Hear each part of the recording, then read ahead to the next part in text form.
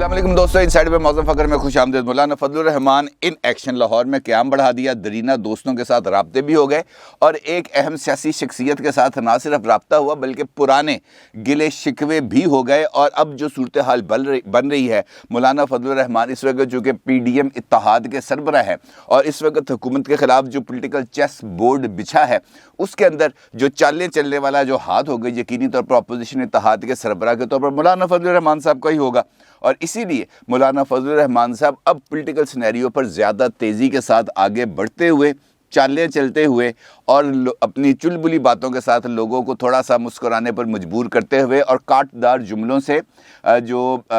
मुखालफों को थोड़ा सा परेशान करते हुए हमें ज़्यादातर नज़र आएंगे। PDM का कल बड़ा इजलास था लाहौर में और इस इजलास के अंदर गैर मामूली फ़ैसले भी किए गए, लेकिन जो मीडिया के सामने आकर उन फैसलों के हवाले से कुछ ज़्यादा तफसील से नहीं बताया गया। सिर्फ दो चीज़ों के ऊपर कल की जो PDM रहनुमा थे उनकी जो प्रेस कॉन्फ्रेंस है वो सिर्फ दो नकात पर ही बेस करती थी, बाकी इधर उधर की बातें थी। दो ही नकात सामने थे और ज़्यादातर सवालात भी उन्हीं नकात पर हुए, यानी इन हाउस चेंज का ऑप्शन और लॉन्ग मार्च।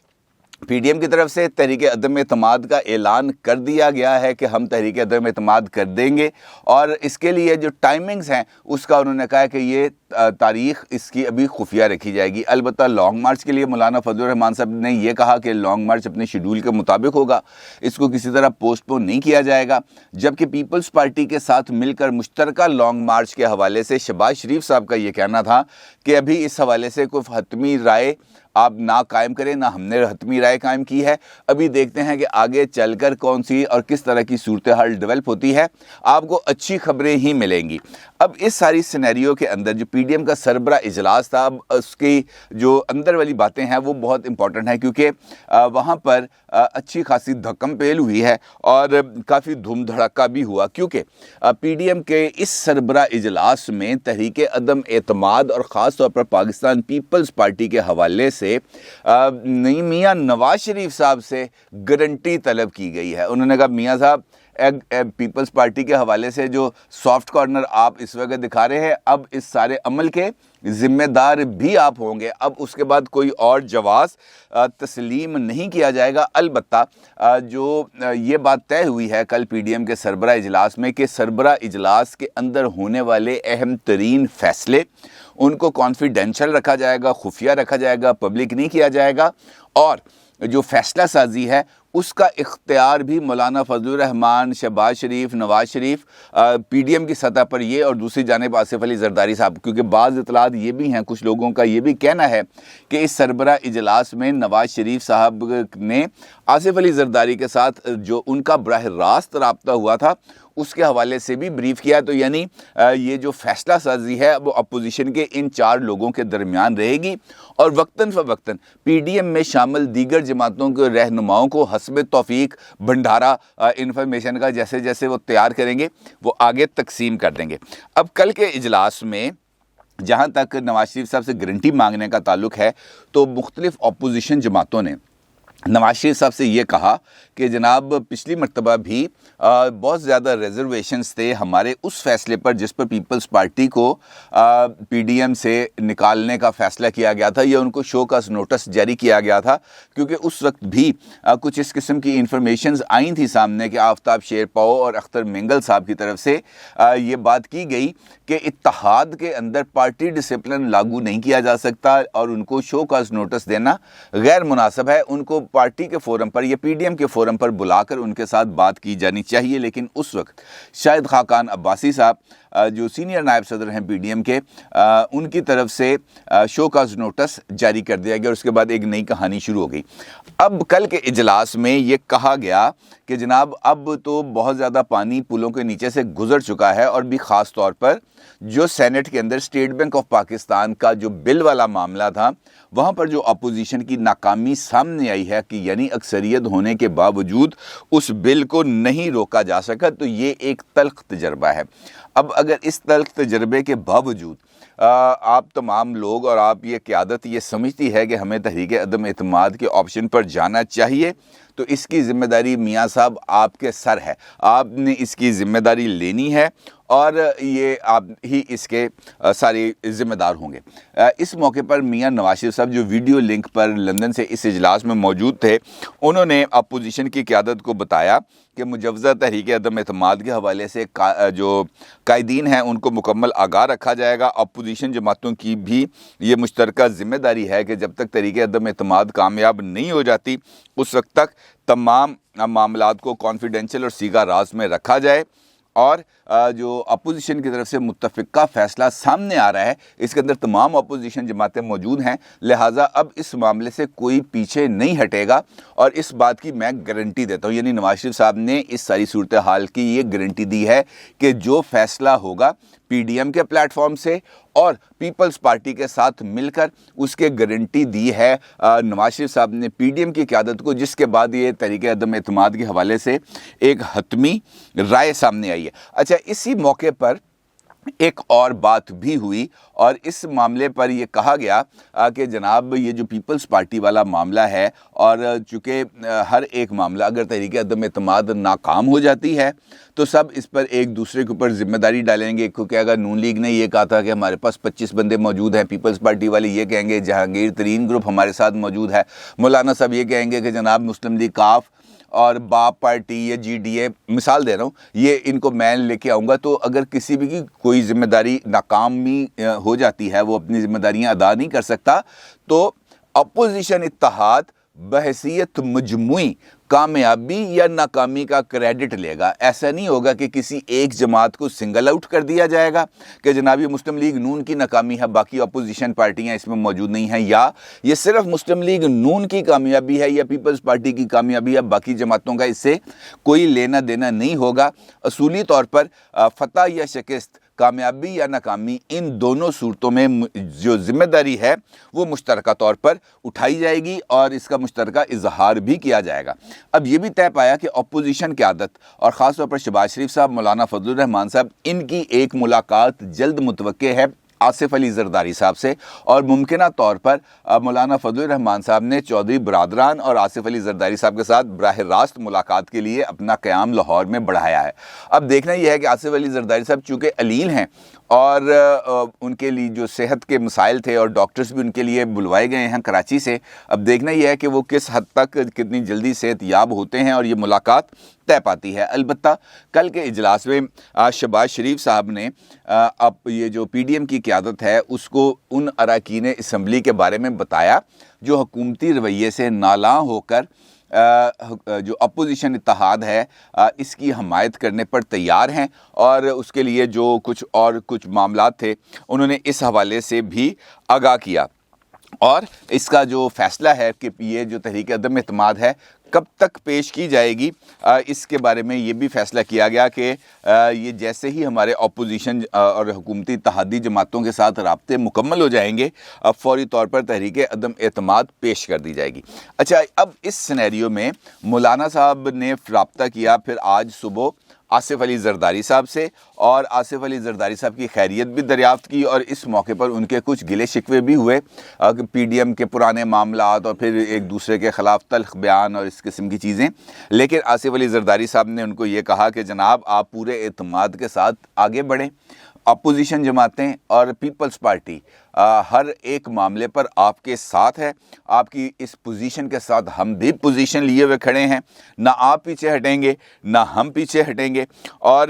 پورے اس معاملے میں اپوزیشن کا ساتھ دیا جائے گا۔ اس موقع پر مولانا فضل الرحمان کا یہ کہنا تھا کہ وہ خود بھی اور پی ڈی ایم کی طرف سے بنائی گئی کمیٹی بھی جلد حکومتی اتحادیوں کے ساتھ رابطہ کرے گی، اور یہ جو مل کر اب آگے بڑھا جائے گا اور اس معاملے سے کسی طور پر پیچھے نہیں ہٹا جائے گا۔ اب یہ جو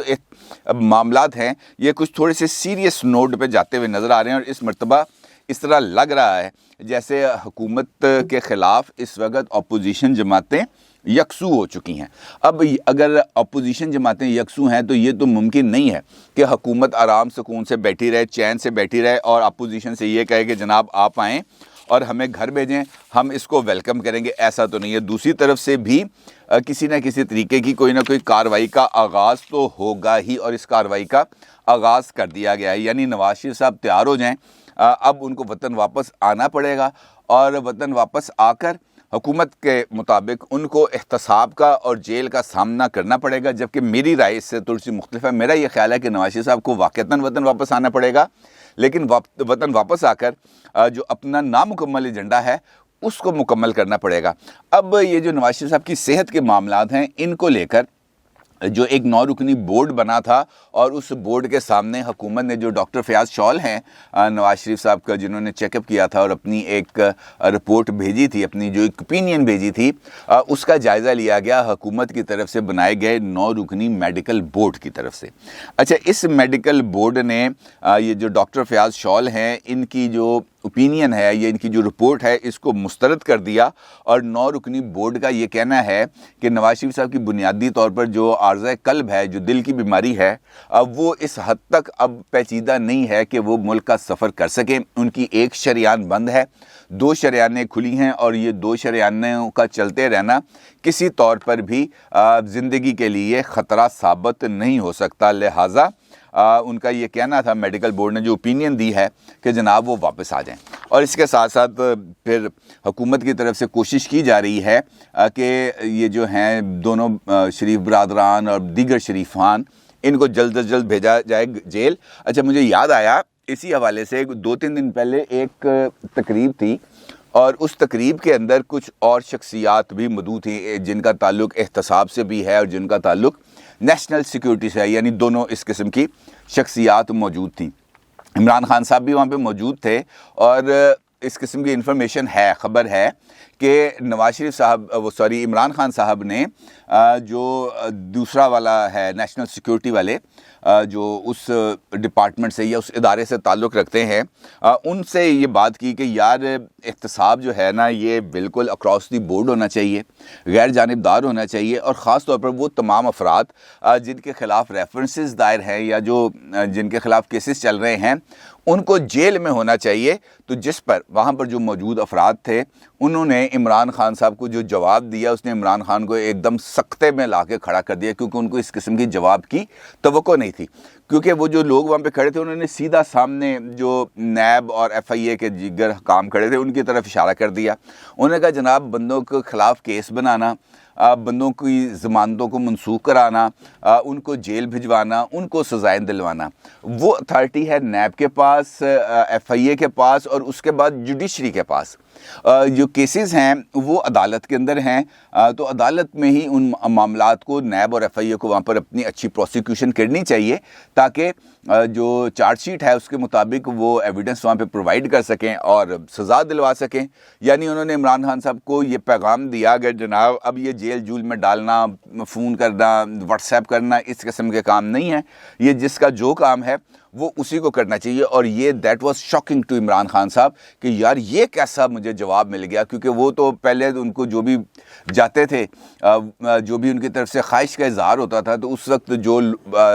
شخصیت موجود تھی اسلام آباد میں، وہ فوری طور پر اب ان کا حکم بجا لاتی تھی۔ اب شخصیت اگرچہ اب بھی موجود ہے، لیکن وہ اسلام آباد سے کوئی تقریباً 150-200 کلومیٹر دور ہے، تو وہ اب اس طرح متحرک نہیں ہو سکتی۔ متحرک ہوگی یقینی طور پر اندر کھاتے، لیکن اس حد تک متحرک نہیں ہے جیسے اس کو ہونا چاہیے۔ اور احتساب کا جہاں تک معاملہ ہے، تو اس احتسابی نظام، بلکہ اس انتقامی نظام کے اوپر ہر روز کسی نہ کسی طرف سے کوئی نہ کوئی رائے سامنے آتی رہتی ہے۔ مثال کے طور پر این سی اے جو نیشنل کرائم ایجنسی لنڈن ہے، اس کی طرف سے جو تحقیقات کی رپورٹ جاری ہوئی، اس نے بھی شہباز شریف صاحب کے حوالے سے اور ان کے صاحبزادوں کے حوالے سے کلین چٹ دی، بلکہ ابھی آج ہی جو تفصیلی فیصلہ جاری کیا گیا ہے جو صاف پانی کیس ہے، اس کے حوالے سے بھی، تو ایک مرتبہ پھر احتساب عدالت نے شریف خاندان کو، اور اس میں شہباز شریف صاحب، ان کے داماد، ان کی صاحبزادی، ان کے لیے بھی کلین چٹ جاری کی ہے، اور صاف پانی کمپنی ریفرنس میں لیگی رہنما راجہ قمر الاسلام سمیت 16 ملزمان کی بریت کا تحریری فیصلہ جاری کر دیا ہے۔ اور عدالت نے اپنے اس فیصلے میں کہا گیا، اس عدالتی فیصلے کے یہ ہائی لائٹڈ پوائنٹس آپ اپنی اسکرین پہ بھی دیکھ سکتے ہیں۔ اس کے اوپر ان کا یہ کہنا ہے کہ صاف پانی پروجیکٹ میں کوئی خلاف ورزی یا لا قانونیت ثابت ہی نہیں ہوئی۔ انہوں نے جو 23 صفحات پر مشتمل فیصلہ جاری کیا، اس میں کہا ہے کہ سروے سے لے کر मुकम्मल होने तक तमाम कवानीन पर अमल दरामद किया गया। प्रोजेक्ट में तब्दीलियाँ भी मुतल्लिका कमेटियों की सिफारिशात और मंजूरी से की गई और कमेटियों ने यकीनी बनाया कि प्रोजेक्ट में तब्दीलियों से असल लागत में इजाफा ना हो, बल्कि यहाँ तक इस फैसले में लिखा गया है कि जिस लागत से यानी 116 अरब रुपए की लागत से 86 बनने थे ये जो प्लांट से साफ़ पानी के लिए, लेकिन जो प्लांट लगे वो 86 या 70 अरब रुपए में लगे, जबकि जो तादाद है वो तकरीबन 116 के करीब वो लगे हैं जो प्रोजेक्ट्स हैं। और उनकी जो रिपोर्ट है उसके मुताबिक अभी तक वहाँ पर ये जो प्रोजेक्ट है वो लोगों को साफ़ पानी मुहैया कर रहा है। यानी एक मरतबा फिर जो एहतसाब है उसकी नाकामी यानी इंतकाम की नाकामी साबित होती है। और जो इस मुकदमे में शहबाज शरीफ साहब, उनकी बेटी और दामाद को उनको इश्तिहारी करार दिया हुआ था और यही वो केस है जिसके लिए बुलाया था और आशियाना वाले केस में शहबाज शरीफ साहब को पकड़ लिया था। तो ख्वाहिश तो बड़ी है इमरान खान साहब की कि वो जेल भेज दें, लेकिन वो हज़ारों ख्वाहिशें ऐसी कि हर ख्वाहिश पे दम निकले। अब देखना यह है कि अपोजिशन की ख्वाहिश कब पूरी होगी और वो अगर पूरी होगी तो किस लेवल पर होगी। शहबाज शरीफ साहब जो मुतहरिक हैं, मौलाना साहब जो मुतहरिक हैं, आसिफ जरदारी साहब मुतहरिक हैं, देखना यह है कि उनका ये मुतहरिक होना किसी न किसी पासे लगता है या एम ही लगे फिरते रहते हैं। इसका फैसला बहुत जल्द हो जाएगा। अपनी राय का ज़रूर इज़हार कीजिएगा। आपका बहुत शुक्रिया। अल्लाह हाफिज़।